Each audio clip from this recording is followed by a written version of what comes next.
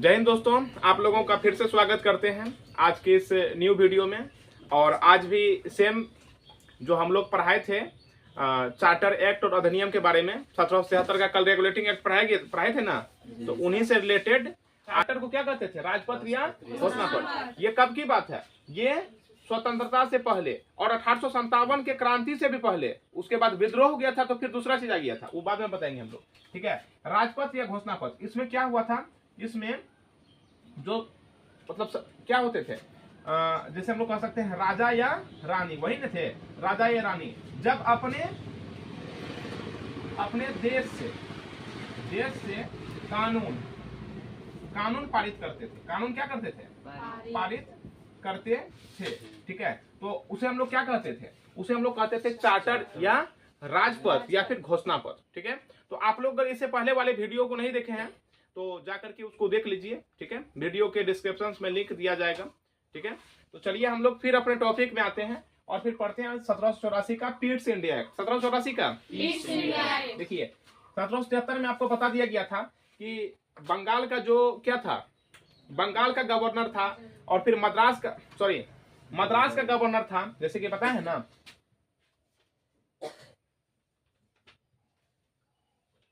देखिए, ये कहाँ का है? बंगाल का गवर्नर है, ये बंबई का है, ये मद्रास का है। ठीक है, तो ये क्या है? ये बंबई का गवर्नर एवं कहाँ का? मद्रास का गवर्नर। तो ये कहाँ के गवर्नर जनरल को रिपोर्ट करेगा?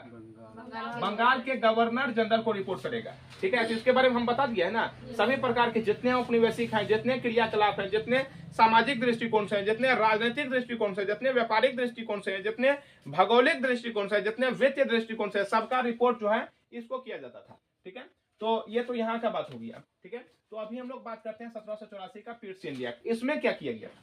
इसमें जो है द्वैत शासन पद्धति लाया गया था। क्या लाया गया था? द्वैत शासन पद्धति। द्वैत शासन पद्धति से आप लोग को क्या मतलब पता चलता है? सेकेंडरी सिस्टम प्रणाली, मतलब कि जहां पे हम कह सकते हैं दो प्रकार का पद्धति है। दो प्रकार पद्धति, वो भी कैसा पद्धति है? तो शासन करने वाली, डिक्टेटरशिप है ना, मतलब तानाशाही पद्धति है कि जो हम बोल दिए सो हम ही है। तानाशाही में यही ना होता है कि जो हम बोल दिए सो वही है। जैसे कि चाइना की बात करें तो वो वही है।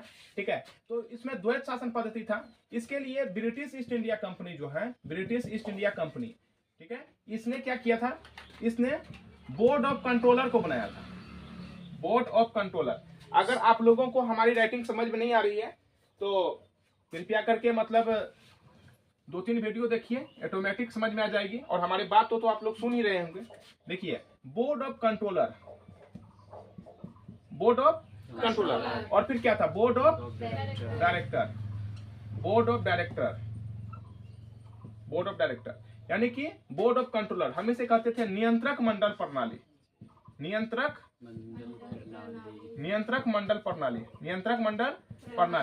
ये बोर्ड ऑफ डायरेक्टर का मतलब होता है निदेशक मंडल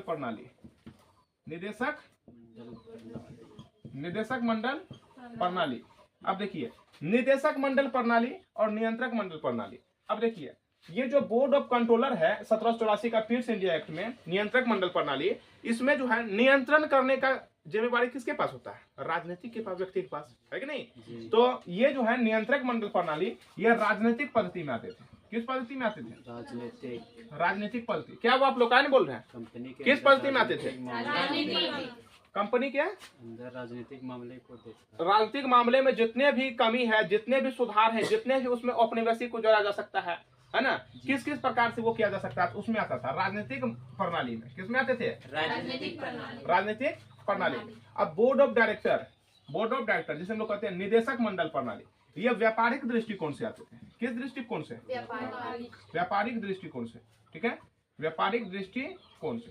ठीक है, तो अगर आप लोग किसी भी कंपटीशन का एग्जामिनेशन की तैयारी कर रहे हैं, किसी भी जनरल कंपटीशन का, ठीक है, और जो नहीं भी कर रहे हैं तो नॉलेज के लिए भी अगर आप लोग ये देखते हैं, समझते हैं, हमारे यूट्यूब चैनल से जुड़े हुए हैं जीएस केंद्र से, ठीक है, तो आप लोगों को बहुत सारे इसमें लाभ मिलेंगे। क्योंकि यहाँ पे आपको पूर्णतः जितने भी सब्जेक्ट्स होते हैं उनके बारे में बताए जाएंगे। ठीक है, संविधान की टोटल जानकारी आप लोग को दी जाएगी।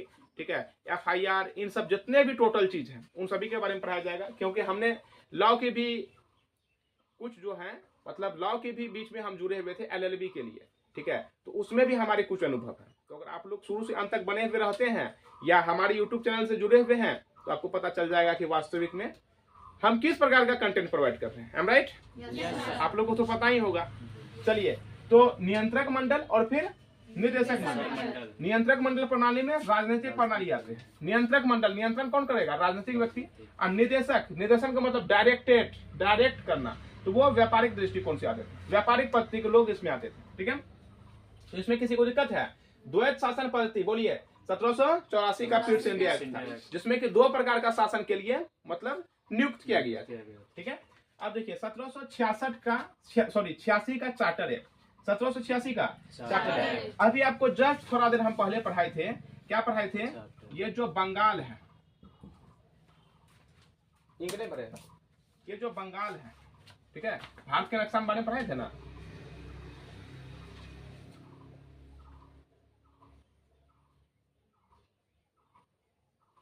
देखिए यहाँ बंगाल है, ये क्या है? बंगाल। और ये क्या है? ये क्या है? अभी महाराष्ट्र है, लेकिन पहले इसका नाम बम्बई था।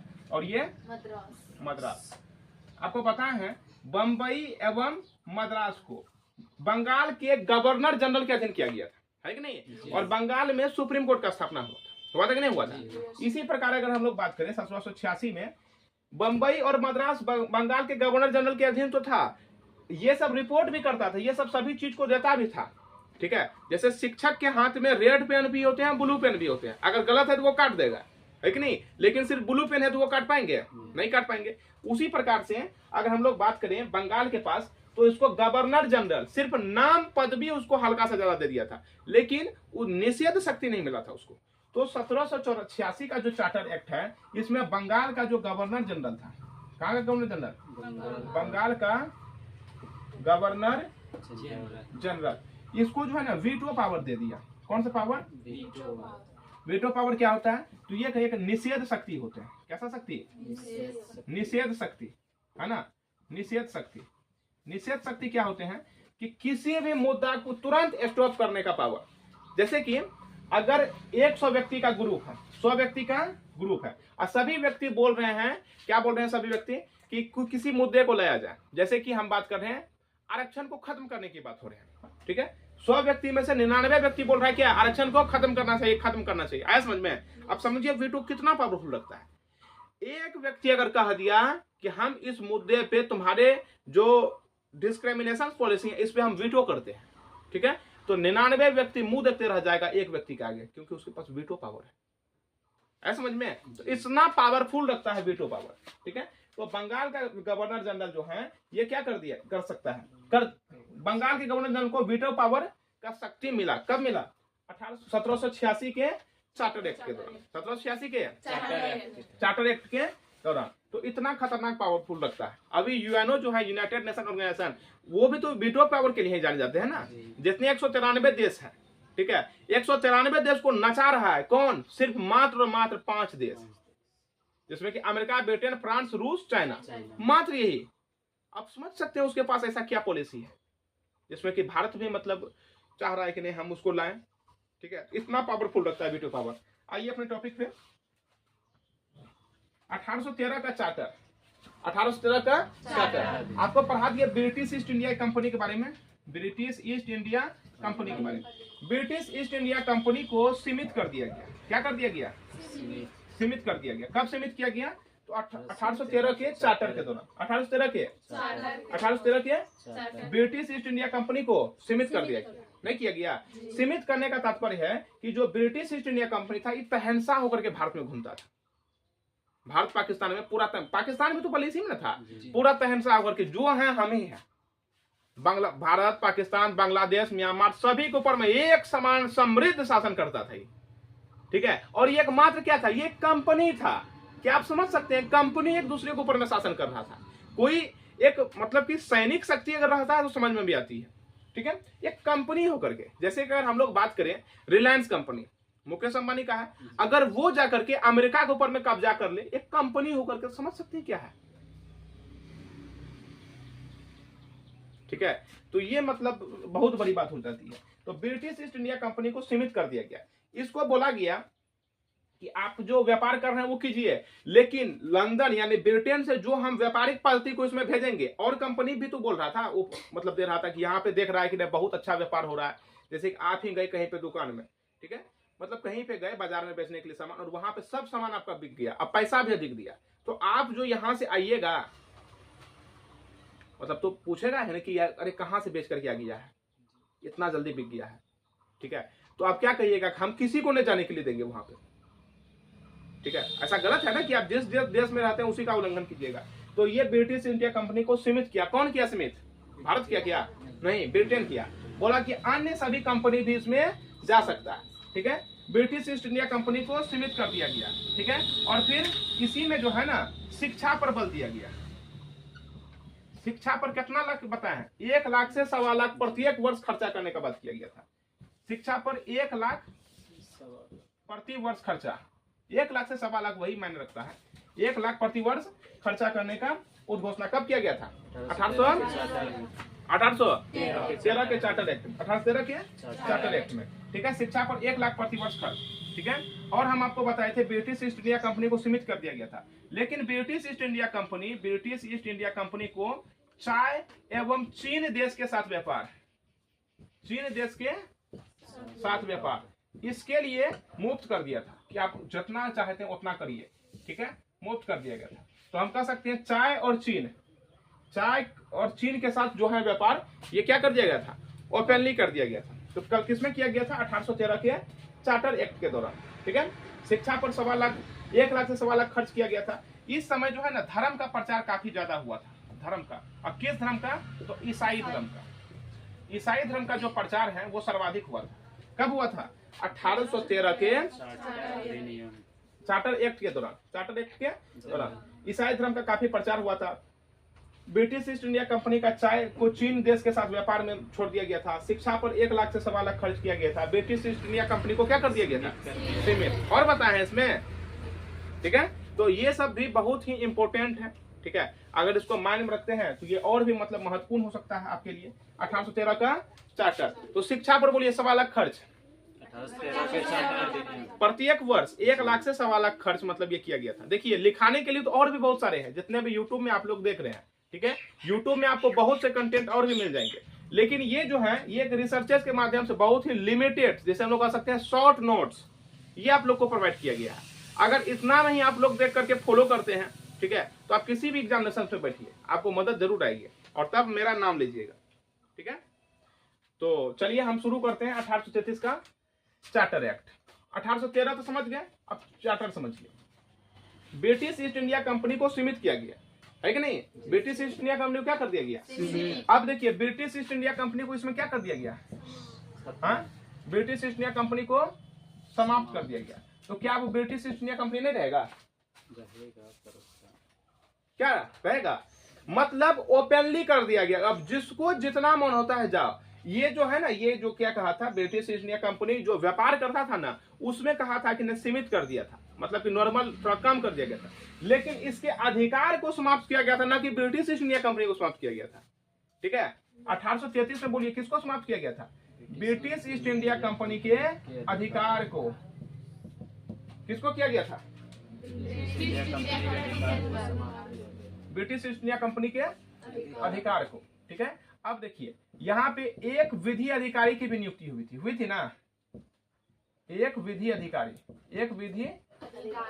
की नियुक्ति किसमें हुई थी, 1833 के चार्टर एक्ट के दौरान। एक विधि अधिकारी, ये विधि अधिकारी क्या करता था, जिसे हम लोग कहते हैं लॉ ऑफिसर, ये क्या करता था, ये निगरानी करता था किसके ऊपर में, तो किस किस प्रकार से यहाँ पे मतलब अन्य सब मतलब फैक्ट्री आ रही है, कारखाने आ रहे हैं, और फिर कौन सा कंपनी आ रहा है, क्या वो कंपनी टैक्स दे रही है सरकार को या नहीं दे रही है, या अन्य किसी भी प्रकार के मुद्दा है, ठीक है। तो इस प्रकार के पद्धति को यहाँ लाया गया था, ठीक है।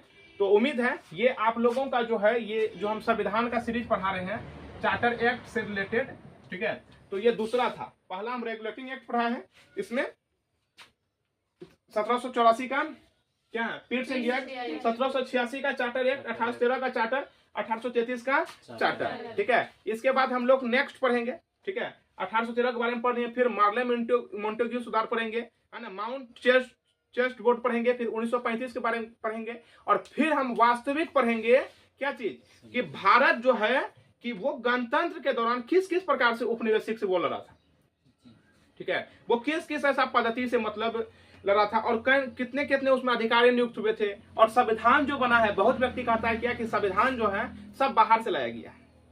देखिए सही बात है कि बहुत सारी चीज संविधान में जो है वो बाहर से ही अडॉप्ट किया गया है, तो सही चीज को सही कहने में क्या दिक्कत है। फिजिक्स भी तो बहुत सारे मतलब जितने भी थ्योरी है वो बाहर से लाया गया है, तो क्या हम लोग फिजिक्स का पढ़ना बंद कर दें? नहीं, अगर अच्छा है तो उसे अच्छा कहिए, जो खराब है तो अगर आपके नजदीकी आपके करीबी भी है तो उसे एक पल में त्यागने का क्षमता रखिए, अगर आपको आगे बढ़ना है तो। आई बात समझ में? तो फिर मिलते हैं आप लोगों से नेक्स्ट वीडियो में, तब तक के लिए वो पहला वीडियो आप लोग देख लीजिएगा जिसमें रेगुलेटिंग एक्ट के बारे में बताया गया है, और ये वीडियो में आप लोगों को पिट्स इंडिया एक्ट के बारे में बताया गया और इन सब टॉपिक के बारे में बताया गया। फिर मिलते हैं थर्ड वीडियो में इसी सीरीज के साथ, तब तक के लिए जय हिंद।